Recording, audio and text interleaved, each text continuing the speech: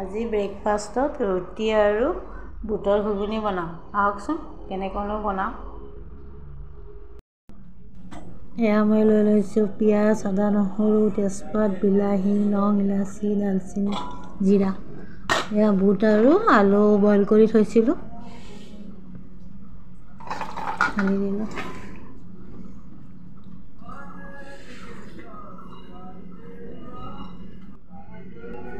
আদা নহৰু খুন্দি ল'লোঁ। এয়া আদা নহৰু, জিৰা ফোৰণ দিলোঁ, তেজপাত দিলোঁ, পিঁয়াজ দি দিলোঁ।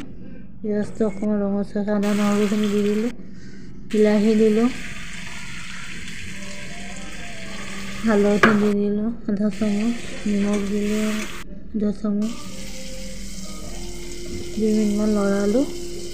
জিৰা গুড়া দিলোঁ 1 চামুচ, ধনিয়া গুড়া 1 চামুচ আৰু ভজা হোৱাৰ পিছত মছলাখিনি আলুখিনি দি দিলোঁ বইল কৰা, তাৰপিছত বুটখিনিও দি দিলোঁ। 10 মিনিটমান লৰাই চৰাই এই গৰম মছলাখিনি দি দিলোঁ, পিচি থৈছিলোঁ। এয়া হৈ গ'ল মোৰ। ইপিনে চাহ বহাই থৈ দিছোঁ, ৰুটি বনাই আছোঁ দেই।